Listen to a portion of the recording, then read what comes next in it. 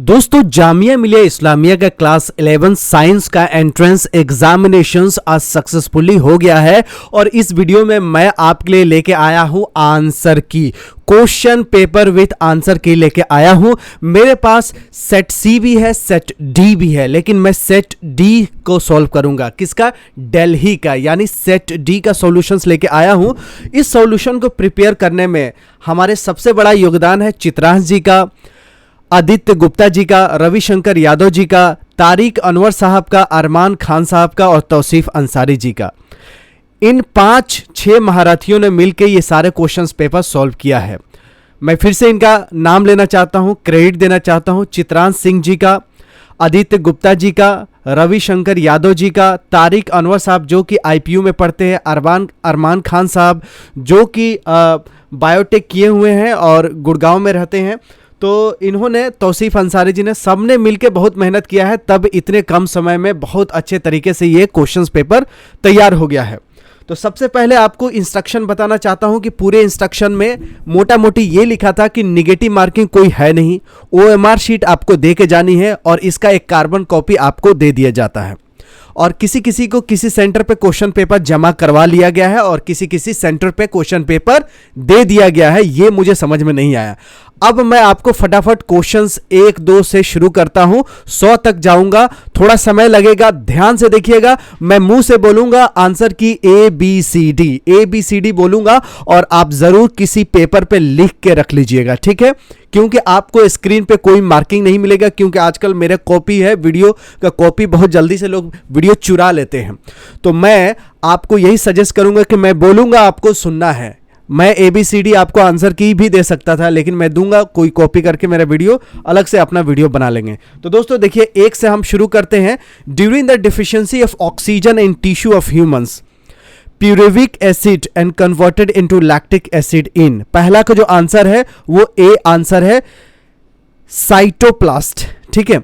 बहुत सारे क्वेश्चंस में ऊपर भी गलतियां हैं और आंसर की में भी गलतियां हैं। कहीं ABCD ना देके ACC दे दिया है या ABB दे दिया है, ADD दिया है, लेकिन मैं जो आपको बता रहा हूं, जो बोलूंगा वो आंसर सही होगा। तो ये ऊपर क्वेश्चंस है, इसका आंसर पहला क्या है? A cytoplast. सारे सेट जो होते हैं ना, सब में क्वेश्चन सेम ही है, सिर्फ क्वेश्चन नंबर ऊपर नीचे है, बाकी सब में क्वेश्चन सेम है, चाहे सेट सी हो, सेट ए हो, सेट बी हो। तो मैं सेट डी लेके आया हूं, ये देखिए सेट डी दिख गया। तो पहला क्वेश्चन आपका पहला का ए था। दूसरा का देखिए, दूसरा है what is the pH of the saliva. जो आपके मुंह में सलाइवा होता है, लार जो होती है, उसका पीएच वैल्यू कितना होता है? तो दूसरा का जो आंसर है वो है डी। कितना आंसर है? डी। 6.2 से लेकर 7.4 के बीच में रहता है आपका मुंह का लार का पीएच वैल्यू। तीसरा देखिए, Which of the following hormones plays a major role in water reabsorption? Which of the following hormone plays a major role in water absorption? Reabsorption। तो तीसरा का आंसर है डी। क्या है? देखिए वैसोप्रेसिन। बायोलॉजी में जो शब्द होते हैं बहुत डिफिकल्ट होता है, प्रोनाउंस करने में दिक्कत होती है, तो मैं भी कुछ मिस कर सकता हूं, ठीक है? तो आप देखिए, आप ऑप्शन का आंसर की याद रखिए और ये पूरा नाम भी याद रखिए, क्योंकि की में आपको गड़बड़ी हो सकता है, क्योंकि क्वेश्चन पेपर में ही कितनी गलतियां हैं।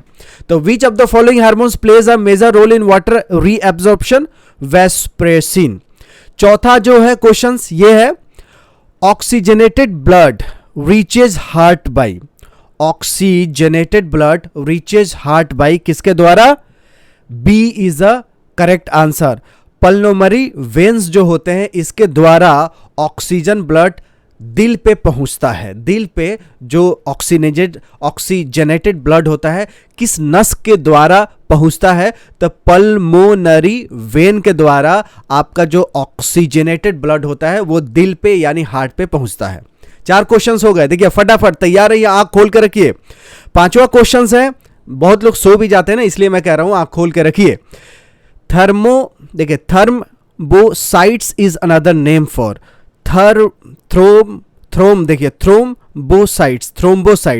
Thrombocyte is another name for, मुझे भी याद हो जा रहा है बताते बनाते। 5वां का B is the correct answer, platelets, ठीक है? प्लेटिलेट्स का ही दूसरा नाम है थ्रोम्बोसाइट्स, जैसे बुखार हो जाता है, डेंगू होता है तो प्लेटिलेट्स कम हो जाते हैं, तो इसका दूसरा नाम क्या है? थ्रोम्बोसाइट्स। छठवां नंबर देखिए, which vitamin helps in vision, आंख की रोशनी के लिए कौन सा विटामिन जरूरी है? देखते हैं ना इंडियन फिल्म में सन्नी देओल गाजर खाता है बहुत ज्यादा, तो उस गाजर में क्या रहता है? तो छठवां का आंसर है विटामिन ए। जब भी विटामिन ए लेंगे तो आपकी आंख की रोशनी सही हो जाएगा। अब सातवां क्वेश्चन पे चलते हैं। By which name is the family planning currently known as, किस नाम से family planning currently known as? ठीक है, सातवां का आंसर देखिए, सातवां का आंसर है D, reproductive and child health care. Family planning currently known as, किस नाम से फैमिली प्लानिंग करेंटली जाना जाता है? अभी यूपी में भी जनसंख्या कंट्रोल पे बिल बन रहा है, तो फैमिली प्लानिंग मतलब हम दो हमारे दो वाले कंसेप्ट। तो इसका जो नाम है डी है, reproductive and child health care. आठवां देखिए, which of the following is not the function of the large intestine, कौन सा इसमें लार्ज इंटेस्टाइन का फंक्शन नहीं है? तो आठवां का जो आंसर है वो बी है, एब्जॉर्ब्स 90% ऑफ न्यूट्रिएंट्स, जो कि इसका फंक्शंस नहीं है। किसका? लार्ज इंटेस्टाइन का। बाकी सब काम है इसका, forming faeces, defecating, absorbing some water, ions and vitamin, लेकिन 90% न्यूट्रिएंट्स को एब्जॉर्ब करे, ये इसका फंक्शन नहीं है। किसका? बड़ी आंत, जिसको बोलते हैं लार्ज इंटेस्टाइन। नौवां क्वेश्चन देखिए, रेस्पिरेटरी कोशेंट इज, तो 9 का आंसर है CO2 डिवाइडेड बाई O2, यानी 9 का जो आंसर है वो बी है, 9 का B, CO2 divided by O2। B मतलब बॉम्बे, डी मतलब दिल्ली, तो मैं बॉम्बे दिल्ली भी आपको बोल दूंगा तो याद हो जाएगा। बॉम्बे मतलब बी, दिल्ली मतलब डी, ए मतलब आगरा, सी मतलब कलकत्ता। ठीक है, 10वां क्वेश्चन देखिए, the number of pairs of sex chromosomes in the zygote of human is, 10वां का जो आंसर है ये ए है, 1 होता है। कितने पेयर होते हैं? 1 पेयर होते हैं sex chromosomes in the zygote of human, तो 10वां का आंसर है A1। 11 देखिए, विच कोविड-19 vaccine important to India from Russia, Russia से कौन सा वैक्सीन आया है? तो 11 का जो आंसर है वो है डी, जिसको चित्रांश जी ने बहुत मेहनत करके इसको आंसर फाइंड आउट किया है, तो 11 का जो आंसर है डी। और 12वां का देखिए, Aedes अबाबा is the capital of, तो 12 का आंसर है डी, क्या है? इथोपिया। इथोपिया का राजधानी का है एडिस अबाबा, बाबा देखिए अबाबा। इथोपिया एक साउथ अफ्रीका में देश है, सऊदी अरबिया के जस्ट बिलो देखेंगे मैप में तो सऊदी अरबिया जो है, उसके बाद नील नहर है और नील नहर के जस्ट नीचे है इथोपिया। इथोपिया की राजधानी है एडिस अबाबा, ठीक है, इसका राजधानी। तो 12 क्वेश्चंस हो गए, अब फटाफट आगे बढ़ते हैं, देर नहीं करते हैं। और जिन्होंने एग्जाम दिया है वो तो बहुत ध्यान से देख रहे होंगे, लेकिन जिन्होंने एग्जाम अगर अगले साल भी देना है या और भी किसी यूनिवर्सिटी में देना है तो देख लीजिए, इस टाइप के क्वेश्चंस आपके आएंगे साइंस वाले। Which state loses its special status under article 370 इन 2019? सबको पता होगा कि कौन सा ऐसा राज्य है अपने देश में जिसका आर्टिकल 370 उस पे था धारा, उसको 2019 में हटा लिया गया है। तो 13 का आंसर है जम्मू एंड कश्मीर में आर्टिकल 370 धारा 370 था, 2019 में हटा लिया गया है। 14 नंबर क्वेश्चन देखिए, who is the recipient of 2020 Rajiv Gandhi Khel Ratna award?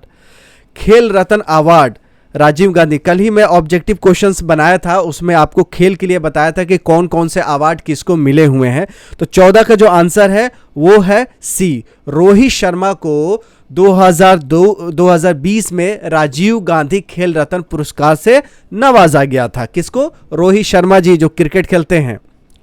15 number देखिए, where is the Nathu La pass located? Nathu La pass कहां पे है, किस राज्य में है? तो 15 का आंसर है आगरा। आगरा यानी सिक्किम, सिक्किम में नथुला पास है। कहां पे है? सिक्किम में, ठीक है। तो 15 का ये आंसर है, कौन सा? सिक्किम हो जाएगा आगरा।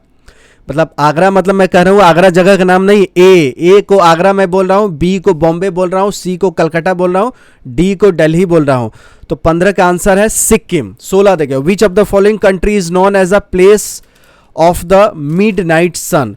कौन सा देश को जाना जाता है प्लेस ऑफ मिडनाइट सन? तो 16 का जो आंसर है नॉर्वे।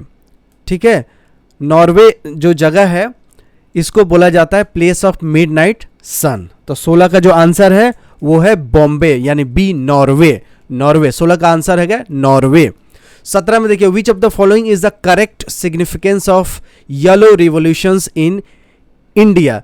श्वेत क्रांति है जिसको दूध की क्रांति बोलते हैं, ठीक है। उसी तरह हरा ग्रीन रेवोल्यूशंस, उसी तरह पीला भी है येलो रिवॉल्यूशंस। तो 17 का जो आंसर है डी ऑयल सीड प्रोडक्शन, यानी आजकल देख रहे हैं तेल कितना महंगा हो गया है, तो सरसों हो गया, तोड़ा हो गया, तीसी हो गया, जिसका तेल मिलता है, तिलहन जिसको बोला जाता है। तो तिलहन का जो फसल है उसको रिवॉल्यूशंस लाने को बोलते हैं येलो रिवॉल्यूशन, क्योंकि सरसों होता है पीला। तो पीली क्रांति वही है जो सरसों का तेल की क्रांति, यानी ऑयल सीड प्रोडक्शंस के लिए। 18 नंबर देखिए, name of the book written by Al-Biruni. मैंने आपको जीके में बताया था कि कौन सा किताब किसने लिखा है, कुछ इंपॉर्टेंट आपको दिया था बुक्स और उसके राइटर का नाम यानी ऑथर का नाम। तो अल-ब्रूनी कौन सा बुक लिखा है इनमें से, तो 18 का आंसर है बी किताबुल हिंद। किताबुल हिंद को किसने लिखा है, अल-ब्रूनी ने लिखा है किताबुल हिंद, ठीक है। 18 क्वेश्चंस हो गया, फटाफट आगे बढ़ते हैं। देखिए 19, Shah Jahan build Taj Mahal in the memory of.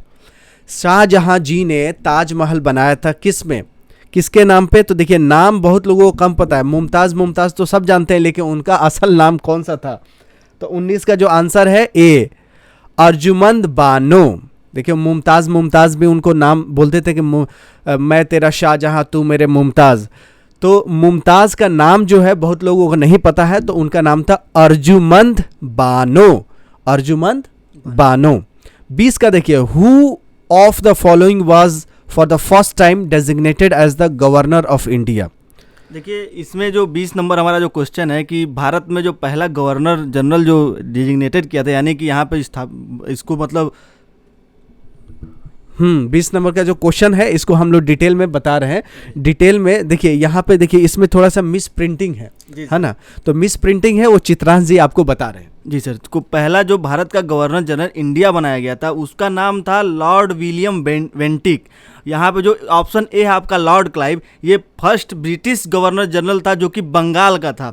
उसके बाद से ऐसे ही लॉर्ड कॉर्नवालिस था, ये भी गवर्नर जनरल ऑफ बंगाल था। इसे ही वॉरेन हेस्टिंग भी गवर्नर जनरल ऑफ बंगाल था, और लॉर्ड वेल्सले और लॉर्ड क्लाइव दोनों एक ही समय गवर्नर जनरल थे। तो ऑप्शन जो आपका बी का जो क्वेश्चन का जो ऑप्शन है आपके, ये चारों ऑप्शन इसमें सही नहीं है, लेकिन जो हमारा इसमें जो सही आंसर होगा वो क्या होगा, लॉर्ड विलियम बेंटिक। तो आपने अगर इसमें तो कोई भी आंसर आप ट्रिक करेंगे तो आपका क्वेश्चन सही माना जाएगा, क्योंकि इसमें आंसर आपके नहीं दिया गया है। तो जो फर्स्ट गवर्नर जनरल जो था इंडिया का, जिसको ब्रिटिश इंडिया ने यहाँ पे बनाया था, उसका नाम था लॉर्ड विलियम बेंटिक। तो दोस्तों देखा आपने कि 20वां जो क्वेश्चन है इसमें मिस प्रिंटिंग है। यह हो सकता है क्वेश्चन बनाने में कुछ गलती हो गई है, टाइपिंग एरर भी हो सकता है। तो 20 का जो करेक्ट आंसर होना चाहिए था लॉर्ड विलियम बेंटिक, ठीक है। तो इसमें से कोई भी ऑप्शन सही नहीं है, इसके मतलब आप कोई भी टिक करेंगे तो इस क्वेश्चंस को माइनस करके ही आपका इवैल्यूएशन किया जाएगा। फटाफट आगे बढ़ते हैं, आगे साइंस भी आने वाला। विच of the following compound is not type of carbon compound. इसमें से कौन सा कंपाउंड है जो कि कार्बन कंपाउंड नहीं है, तो 21 का आंसर है बी, क्या है, विटामिन्स। विटामिन्स जो होते हैं वो कार्बन के कंपाउंड्स नहीं होते हैं। तो आपको पता चल गया। देखिए फटाफट, जिन्होंने सही लगाया था उसको कॉन्ग्रेचुलेशंस, जिन्होंने सही नहीं लगाया वो सीख ले, हो सकता है अगले साल भी एंट्रेंस एग्जामिनेशंस दे, नहीं तो बीएचयू और एमयू का तो अभी आगे होने वाला है, उसका डेट अभी आया नहीं है। 22 नंबर देखिए, which is D नेचर्ड spirit. D नेचर्ड spirit कौन सा है, तो 22 का जो आंसर है वो है सी, इथेनॉल एंड मिथेनॉल 5%, वो है डी नेचर्ड स्प्रिट। तो 22 का आंसर क्या है, सी है, इथेनॉल एंड मिथेनॉल, 22 का सी। 23 देखिए, आउट ऑफ द MgNaL यानी magnesium and aluminium which has higher first ionization energy. कौन सा फर्स्ट आयोनाइजेशन एनर्जी है, तो 23 का आंसर है, 23 का आंसर है ए, मैग्नीशियम। तो 23 का आंसर है मैग्नीशियम। आप लोग लिखते जाइएगा, ठीक है, सुनने से नहीं होगा, फिर आप कैसे कैलकुलेट कीजिएगा कितना आपका नंबर है। निगेटिव मार्किंग है ही नहीं, जितना आपका सही होगा उतना ही नंबर आएगा। 24 देखिए, the by product of soap is. Soap का बाई प्रोडक्ट क्या बनता है, तो 24 का आंसर है ग्लिसरॉल। ये B answer, glycerol. Glycerol glycerol जब साबुन बनाते हैं ना तो उसका बाई प्रोडक्ट ग्लिसरॉल बन ही जाता है।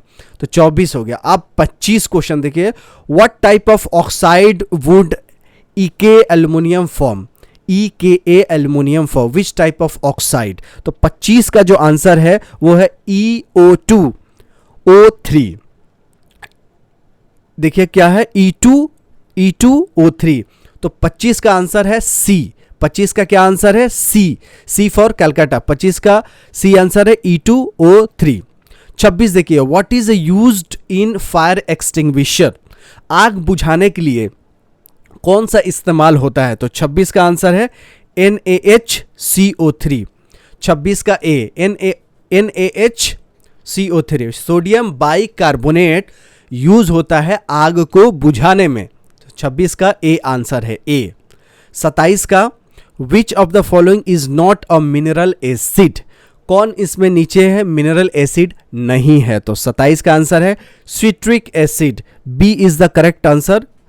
सिट्रिक एसिड जो है वो मिनरल एसिड नहीं है। 28 देखिए, which of the following oxide of iron would be obtained on a prolong reaction of iron with the steam, कौन सा इनमें निम्न में लिखा हुआ आयरन है, ऑक्साइड्स के आयरन है जो कि प्रोलॉन्ग रिएक्शंस ऑफ आयरन से विथ स्टीम से रिएक्शन करके मिलता है। तो 28 का जो आंसर है Fe3O4, Fe3O4। तो 28 का आपका सी इज अ करेक्ट आंसर। 28 का सी आंसर है, ठीक है। तो 28 का सी हो गया। 29 देखिए, stainless steel is a very useful material for our life. In stainless steel iron is mix with, iron किससे मिक्स होकर बनता है, आपको पता ही होगा, निकेल और क्रोमियम से। तो 29 का आंसर जो होगा निकेल और क्रोमियम में मिलके स्टेनलेस स्टील बनता है। स्टील बनता है आयरन में कॉपर मिलाने से, और स्टेनलेस स्टील जो होता है ना, जो आपका बाइक का रिंग होता है जो चमकता है, साइकिल का भी रिंग चमकता है, वो स्टेनलेस स्टील होता है जिसको SS बोलते हैं। आजकल लोग छत के ऊपर भी बाउंड्री पे लगाते हैं, जो पहले दीवार के बाउंड्री बनाते थे, अब पाइप का जो SS का पाइप होता है मॉल में भी यूज़ होते हैं, चमकता रहता है पाइप, ठीक है। उसमें मूर्छा भी नहीं लगता, जंग भी नहीं लग सकता है, मतलब रस्टिंग नहीं होता है।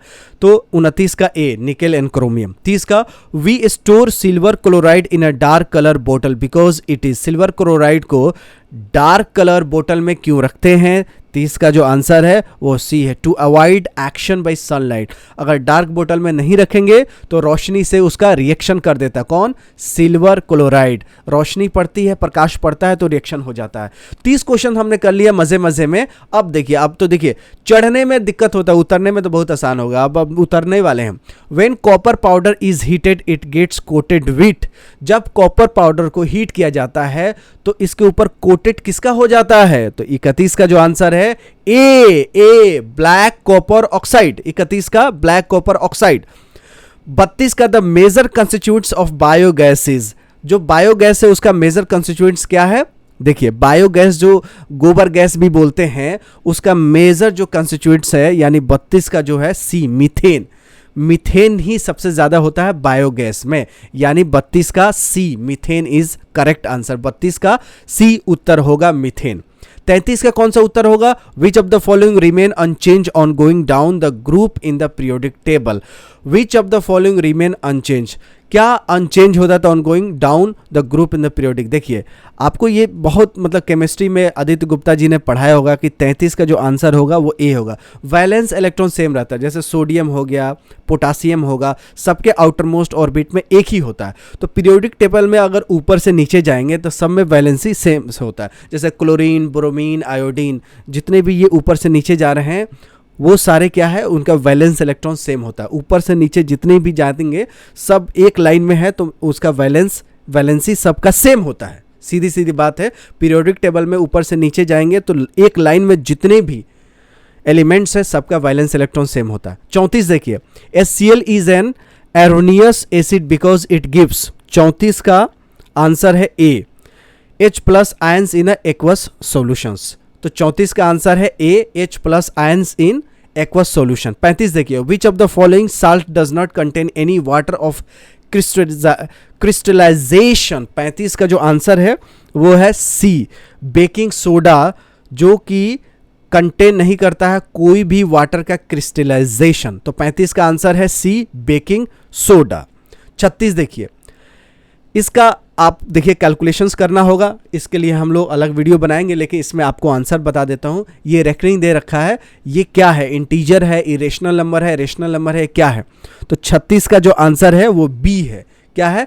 Rational number. रेशनल नंबर मतलब पी बाई क्यू के रूप में लिख सकते हैं, ना ही मतलब जो रिपीट नहीं हो और टर्मिनेट भी हो जाए उसको रेशनल बोलते हैं। इरेशनल वो होता है जो ना ही रिपीट होता है ना ही टर्मिनेट होता है, यानी सेम नहीं होता। देखिए ये 38 रिपीट हो रहा है ना, तो सिंपल रेशनल नंबर है। अगर 38 रिपीट नहीं होता, कुछ और अलग अलग चीज़ें आती, तो वो अपरिमेय हो जाता है। क्या हो जाता है? अपरिमेय, मतलब इरेशनल हो जाता है। 36 हमने सॉल्व कर दिया, अब बस उतार है, अब चढ़ाव नहीं है।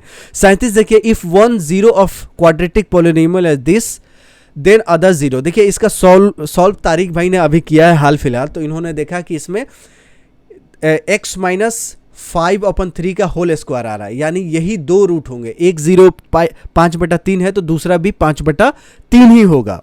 ठीक है, तो 37 का जो आंसर है बी है 5/3।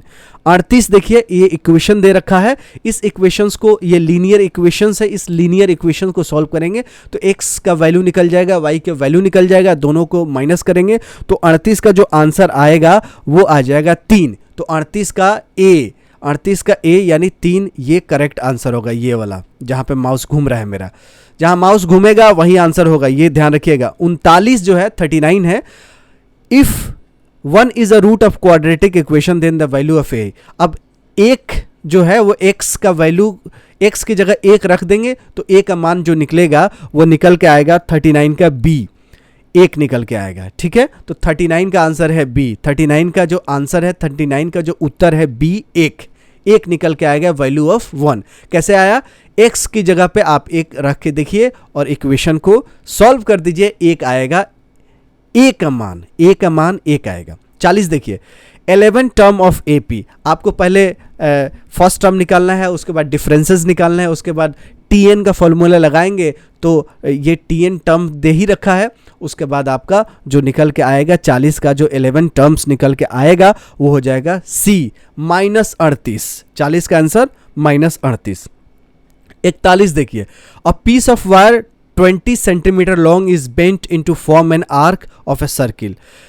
20 सेंटीमीटर का एक तार को वृत्त बनाया गया है, यानी सर्किल बनाया गया। Subtending an angle 60 degree at its centre, then the radius of the circle is. अब इसको कैलकुलेट करेंगे तो 41 का जो आंसर आएगा वो आएगा, 41 का बी आएगा आंसर, 60/पाई। 60/पाई, तो 41 का जो आंसर आएगा 60/पाई, कैलकुलेट करिएगा। ठीक है, अब आगे बढ़ते हैं फटाफट। 42 देखिए, अ card is drawn at random from the pack of 52 cards. ठीक है, 52 का कार्ड्स है, पूरा जो ताश खेलते हैं ना, वो पूरा जो ताश का जो कार्ड होता है 52 होता है, उस 52 में से एक कार्ड निकाला गया है।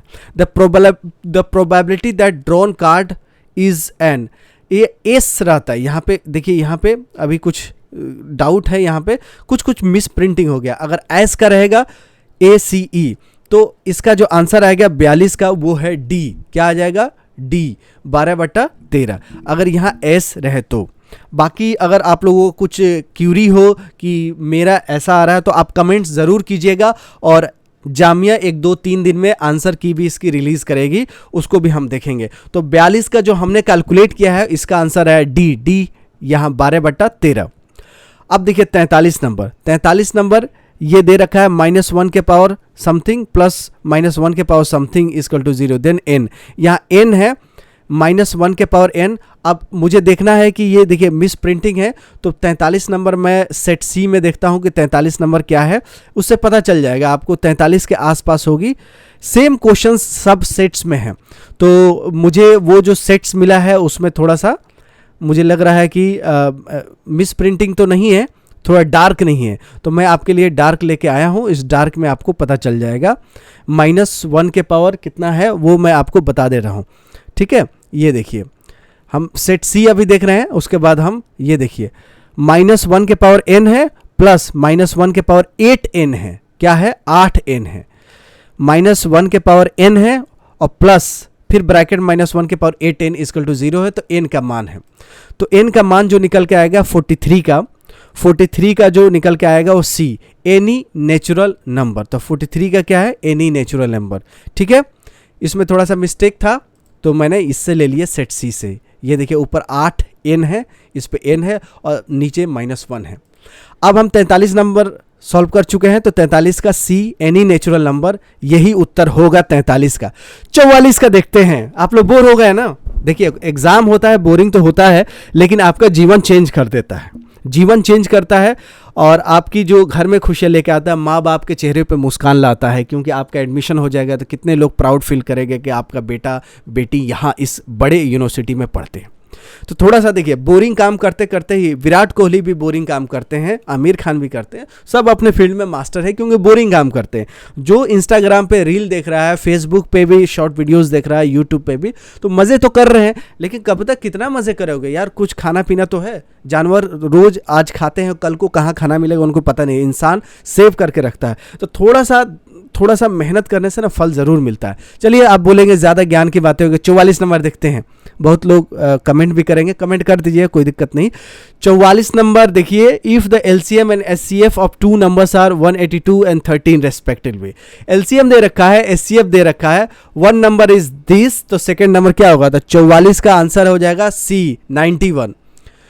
बोर हो जाते हैं ना, थोड़ा सा इधर उधर बात करना बहुत ज़रूरी होता है, तभी आपका नींद खुल जाता है। 45 नंबर देखिए, फादर के एज 6 टाइम्स हिज सन का है।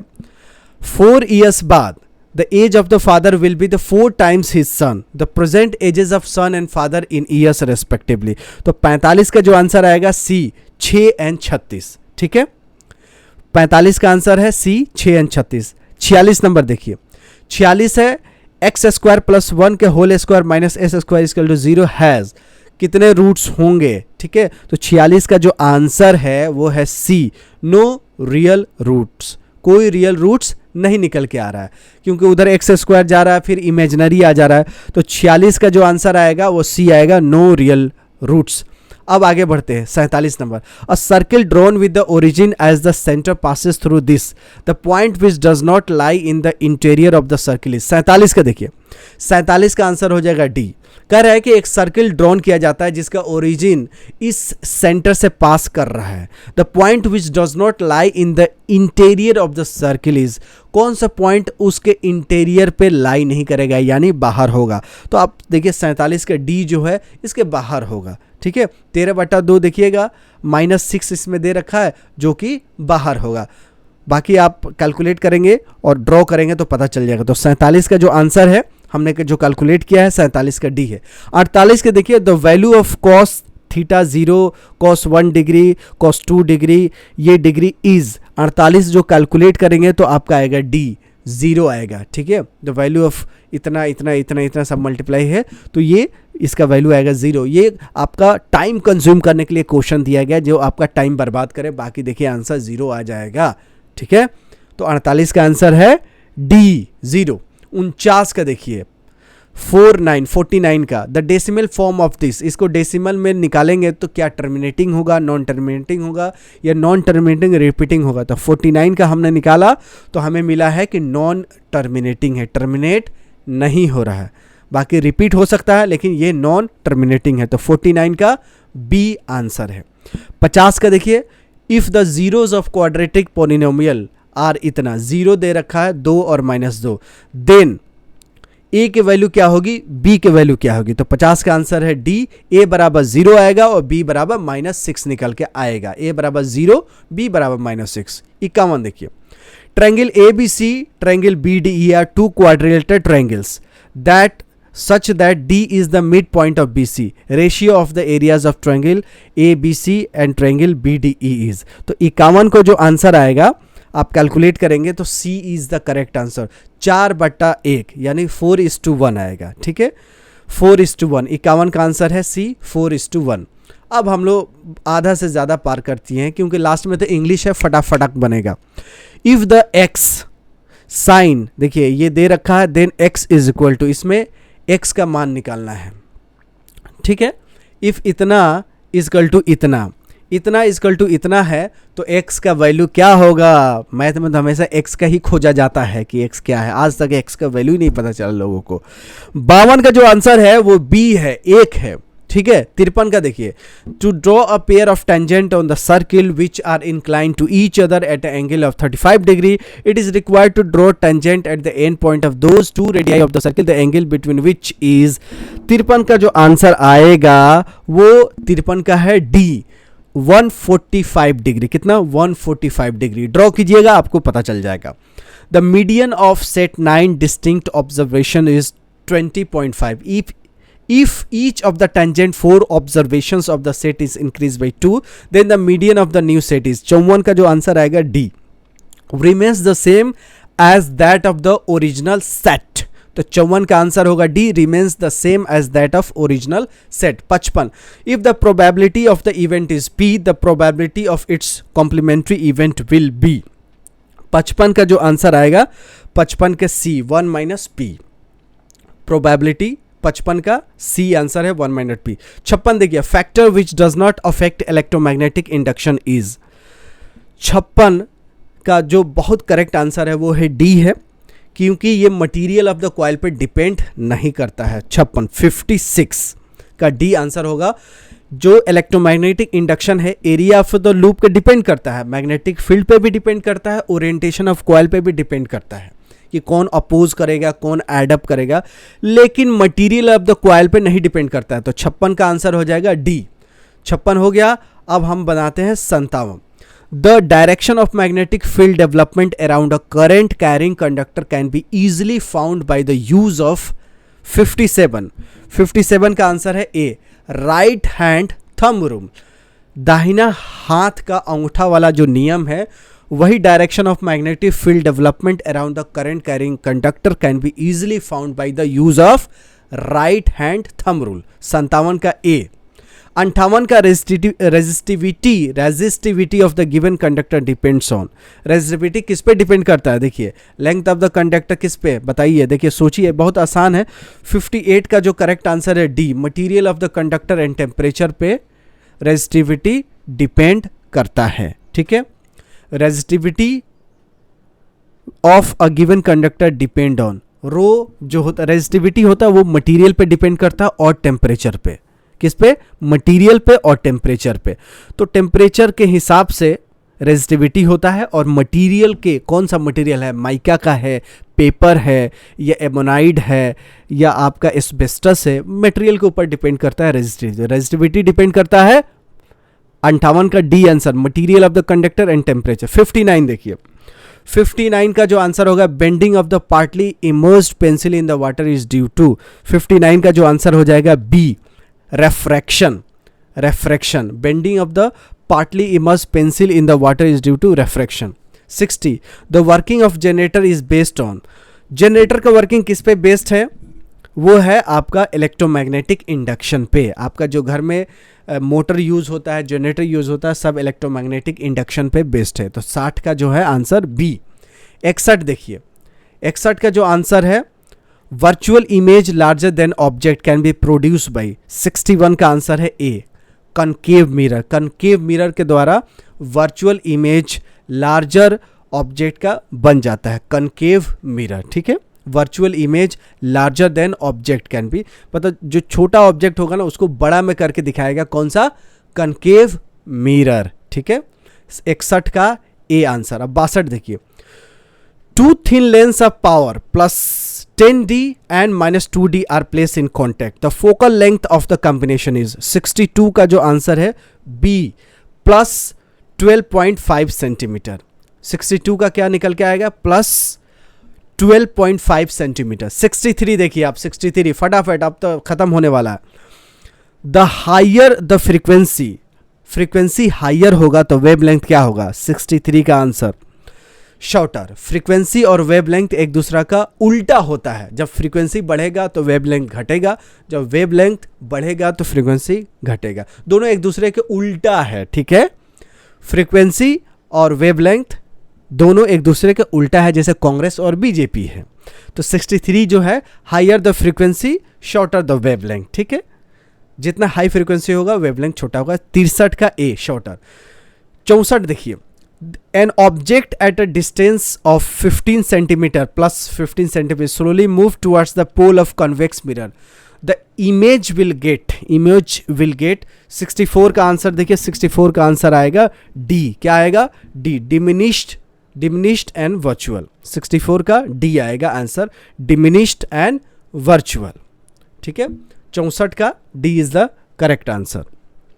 अब 65 देखिए, the image form by convex lens can B, the image formed by convex lens can B. 64 का तो आपको बता दिया ना, 64 का जो आंसर है डी है, diminished and virtual. Diminished and virtual, C and D में कंफ्यूजन था, तो D is the correct answer, diminished and virtual होगा 64 का डी आंसर। 65 का आएगा A, virtual and magnified. Image form by convex lens can be virtual and magnified. जो image convex lens बनाता है वो वास्तविक नहीं होता है, वर्चुअल होता है और मैग्नीफाइड होता है। तो 65 का ए करेक्ट आंसर। 66 देखिए, acid rain is caused by the oxides of, आपको एसिड रेन पता है जिससे ताजमहल बर्बाद हो रहा है और भी अपने देश के मोन्यूमेंट बर्बाद हो रहे हैं। तो 66 का जो आंसर है ए, कार्बन। कार्बन के जो ऑक्साइड्स होते हैं ना, कार्बन मोनोऑक्साइड हो गया, उसके वजह से एसिड रेन होता है। ठीक है, acid rain is caused by oxides of carbon.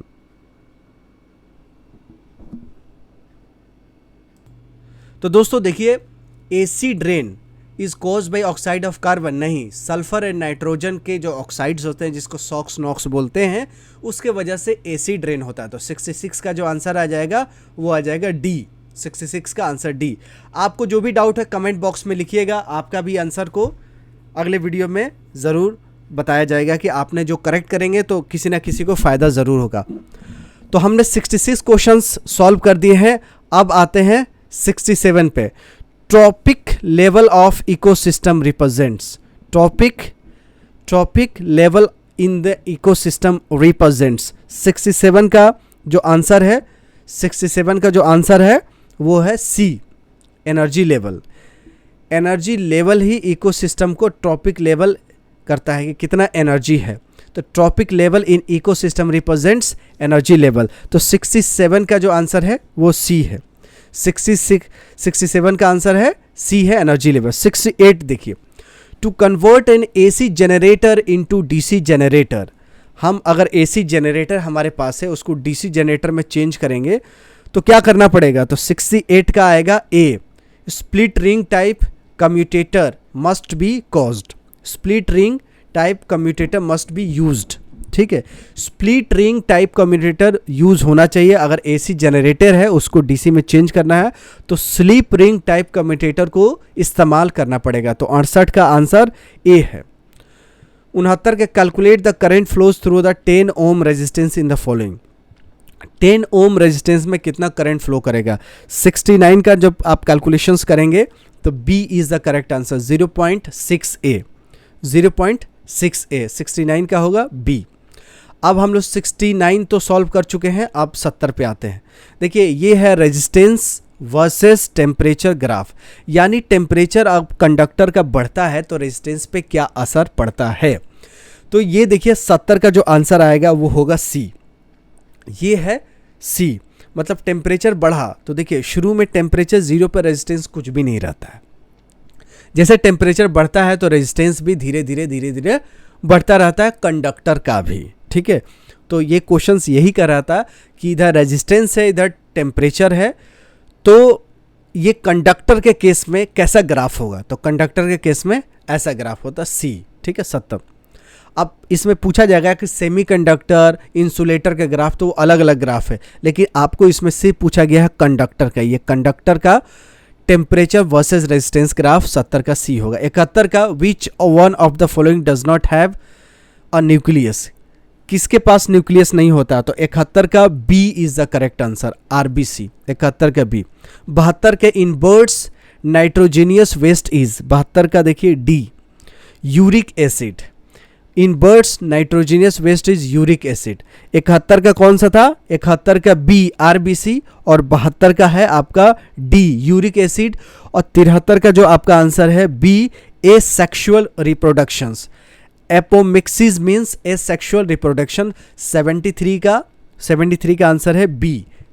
ठीक है, 74 का देखिए, a section of DNA providing information for one protein is called.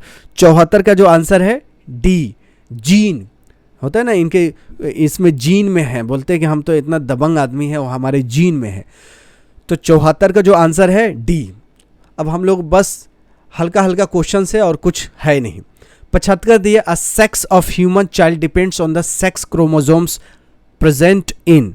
75 का जो आंसर है वो है आपका बी, क्या है, sperm. A sex human child depends on sex chromosomes present in sperm.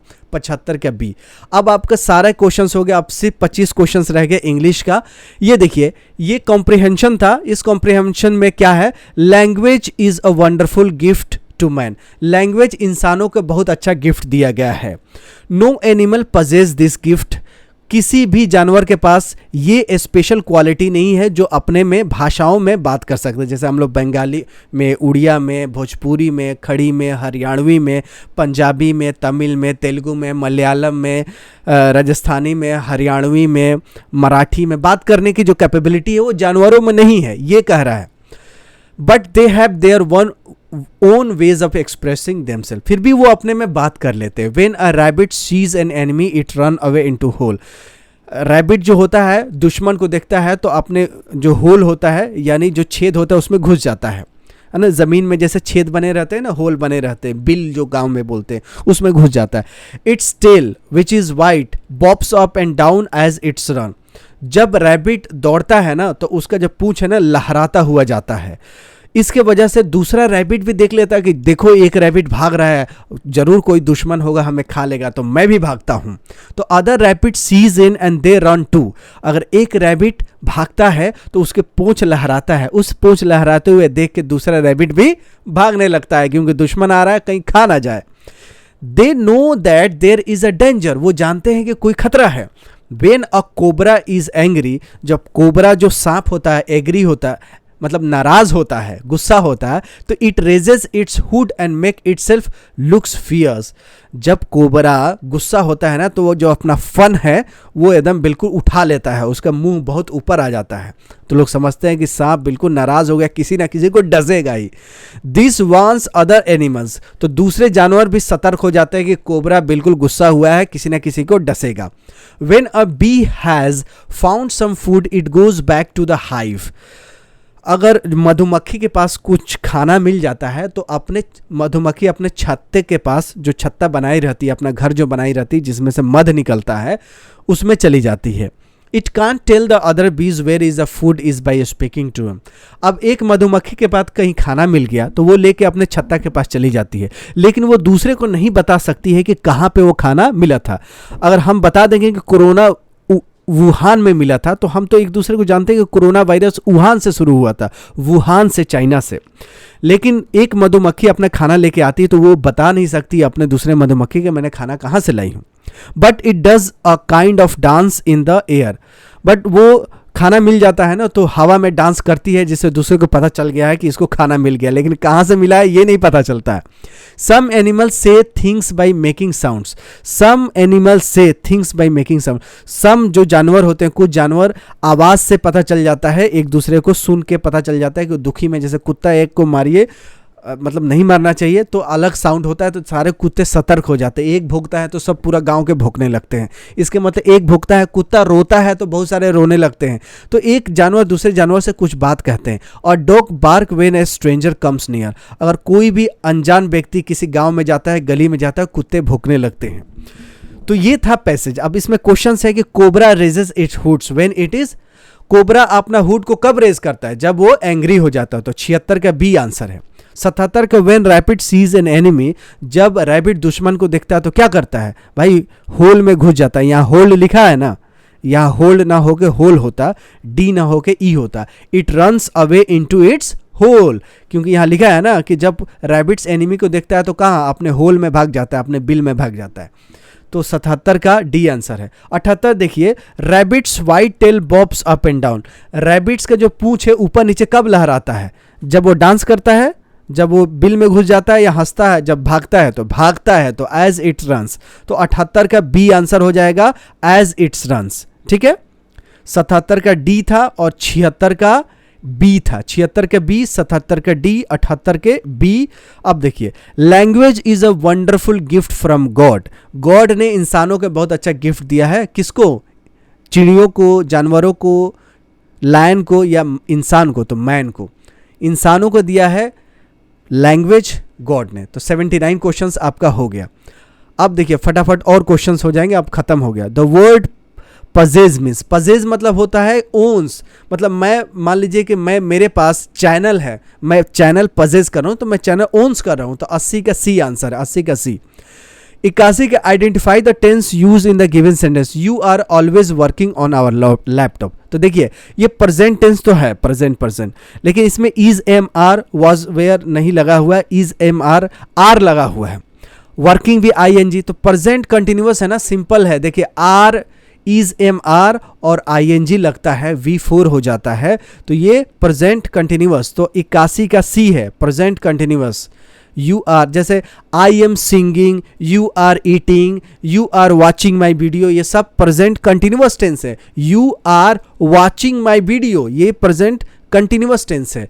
You are watching, you are sleeping, you are eating, you are playing, तो इसमें लिखा है ना यू आर ऑलवेज वर्किंग, तो ये भी प्रेजेंट कंटिन्यूअस टेंस है, यानी 81 का सी। 82 देखिए, fill in the blanks with the future perfect tense. अब फ्यूचर है, परफेक्ट भी है, क्या होगा इसमें?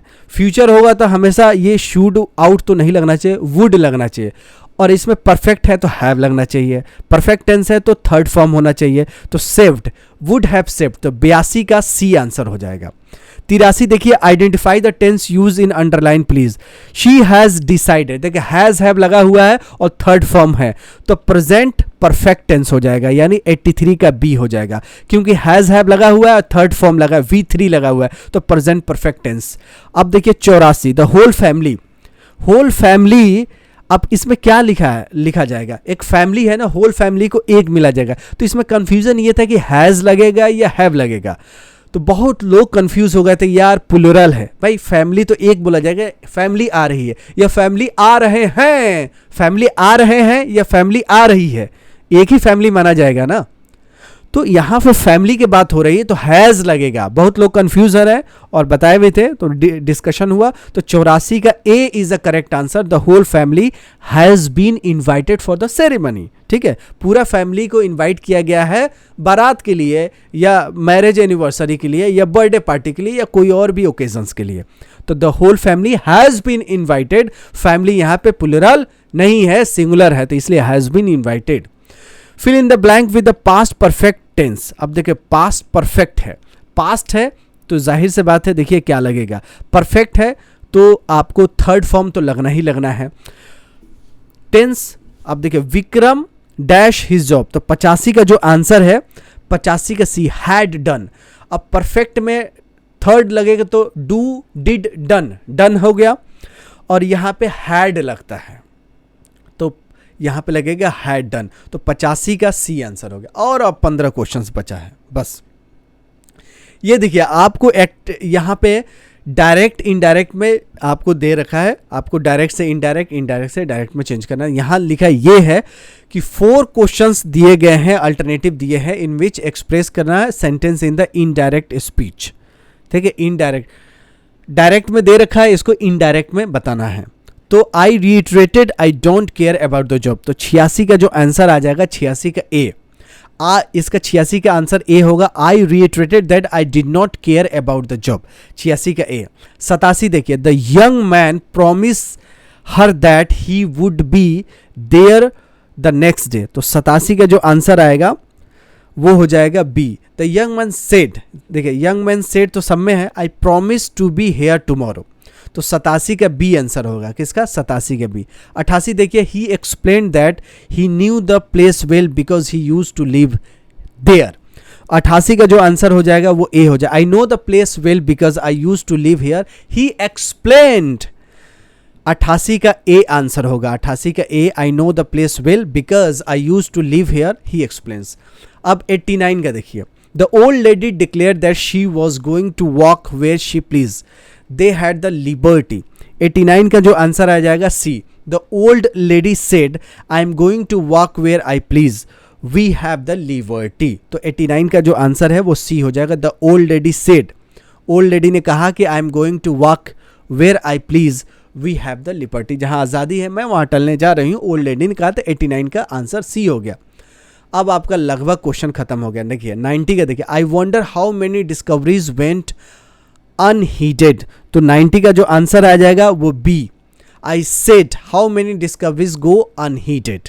ठीक है, 90 का आंसर जो है वो बॉम्बे है, बी है। 90 का B, I said how many discoveries go unheeded. 91, which punctuation mark should use for the exclamatory. देखिए कौन सा पंक्चुएशन एक्सक्लामेटरी के लिए यूज करते हैं। तो डंडा अंडा बताया था, तो 91 का जो आंसर हो जाएगा बी। एक डंडा खींच के नीचे बिंदी दे देते हैं, इसको बोलते हैं एक्सक्लामेटरी मार्क। इसको तो क्वेश्चन मार्क बोलते हैं, इसको कोटेशन मार्क बोलते हैं, इसको फुल स्टॉप बोलते हैं। तो पंक्चुएशन मार्क एक्सक्लामेटरी, जिसमें दुख खुशी के बाद जाहिर करते हैं, उसमें एक डंडा दे के नीचे अंडा दे देते हैं, तो इसको बोलते हैं एक्सक्लामेटरी मार्क। 92 देखिए, transform the given sentence in assertive, how gorgeous the sunset is. कितना अच्छा सनसेट है, सूरज डूबता है तो कितना अच्छा लगता है, तो कितना ब्यूटीफुल सनसेट है, इसको ट्रांसफॉर्म करना असर्टिव में। तो 92 का आंसर हो जाएगा C, the sunset is very gorgeous, the sunset is very gorgeous. 93 देखिए अब बिल्कुल खत्म हो गया। Transform the sentence into negative. Negative में आपको क्या करना है, transform the sentence into negative. Negative में कर देता हूं मैं, ह्यूमन इज मोर्टल, इसका निगेटिव हो जाएगा 93 का A, human is immortal. Not mortal नहीं आएगा, मोर्टल का उल्टा हो जाए इमोर्टल। जो बोलते हैं कि आत्मा जो है ना वो कभी मरती ही नहीं है, तो आत्मा क्या है, इमोर्टल है। क्या है, इमोर्टल है। मोर्टल मतलब मरणशील, मरने वाला, और इमोर्टल में नहीं मरने वाला। तो इसमें बहुत लोगों ने नॉट मोर्टल लगा के आया होगा, जो कि गलत है। तो 93 का हो जाएगा A answer, human is immortal. ठीक है, इसका निगेटिव बनाना है। जैक एंड जोन्स, देखिए यहाँ हैव बीन भी हो सकता है, हैड बीन भी हो सकता है। तो जिन्होंने हैव बीन लगाया वो भी सही है, जिन्होंने हैड बीन लगाया है वो भी सही है, क्योंकि दोनों ही ग्रामेटिकली करेक्ट है। तो 94 में जिन्होंने हैव बीन लगाया वो भी सही है, हैड बीन लगाया वो भी सही है। मेरे हिसाब से हमने क्या है कि डी का प्रायोरिटी रख के कर दिया है, had been. Jack and John बहुत हेल्पफुल थे, जैक एंड जॉन बहुत हेल्पफुल हैं, तो दोनों ही केस में ये सही है। तो 94 का मेरे हिसाब से जो बी भी मारेगा उसका भी सही होगा, डी भी मारेगा उसका भी सही, मैं ऐसे इसको डी मारता हूँ। अब चलिए लास्ट पेज रह गया है। लास्ट पेज में देखिए क्या है, लास्ट पेज में चूज द करेक्ट सेंटेंस, कौन सा इसमें करेक्ट है। तो 95 का जो करेक्ट आंसर है इसमें सी भी है और डी भी है, क्योंकि दोनों सेम है। देखिए ना, कुछ अंतर दिख रहा है, आई इधर भी है, आई इधर भी है, डू इधर भी है, डू इधर भी है, नॉट इधर भी है, नॉट इधर भी है, एक कंपनी इधर भी है, एक कंपनी इधर भी है, स्पेलिंग भी कोई अंतर नहीं है। तो सी और डी दोनों तो सेम है, जो भी मारेगा वो सही मारेगा। तो 95 का ऐसे सी होना चाहिए या कोई और ऑप्शन देना चाहिए, तो लेकिन इन लोगों को पता क्या, मिस प्रिंटिंग हो गया, सी भी वही दे दिया, डी भी वही दे दिया। तो जो लोग दोनों मारेंगे या दोनों में से कोई उनका सब सही हो गया, तो मैं मारता हूँ उसमें सी। ठीक है, वैसे डी सी में कोई अंतर नहीं, दोनों सेम ही है, लेकिन मैं सी पे टिक करता हूँ, आगे बढ़ता हूँ। What is the type of sentence is the following, it is a cold outside today. तो देखिए इसमें दुख खुशी की बात नहीं, इसमें क्वेश्चन भी नहीं है, इसमें कोई ऑर्डर भी नहीं है, सिंपल डिक्लेरेटिव सेंटेंस है। तो 96 का ए आंसर हो जाएगा, डिक्लेरेटिव सेंटेंस है।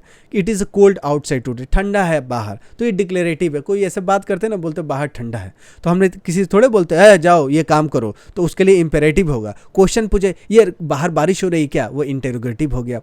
बोले यार बहुत बारिश हो रही, 10 आदमी मर गए हैं, तो ये एक्सक्लेमेटरी दुख की बात हो सकती है। लेकिन तो ये लिखा है कि भाई आउटसाइड ठंडी है, इसका मतलब ये डिक्लेरेटिव सेंटेंस है। What type of sentence in the following, clean your room. देखिए अरे यार साफ कर लो अपने रूम को, तो ये क्या है, इंपेरेटिव है। तो 97 का आंसर हो जाएगा डी। इंपेरेटिव मतलब किसी को आदेशा सूचक वाक्य, जिसको आप बोल रहे कि यार ये काम करो, किसी को आपने बोला कोई काम करने के लिए, वो इंपेरेटिव ही हो जाता है, ज़रूरी हो जाता है। इंपेरेटिव मतलब ज़रूरी। तो क्लीन योर रूम मतलब इंपेरेटिव सेंटेंस। अब देखिए 98, टिक द करेक्ट ऑप्शन। बहुत कम ही लोग रुके होंगे, मुझे पता है, बाकी बहुत लोग स्किप कर दिए होंगे। Tick the correct option, exclamatory sentence. देखिए exclamatory sentence, tick the correct option. 98 का जो आंसर हो जाएगा वो सी, शोज एक्साइटमेंट। मतलब एक्सक्लेमेटरी क्या करता है, तुरंत खुशी हो तुरंत दुखी भी हो, तो एक्साइटमेंट होता है।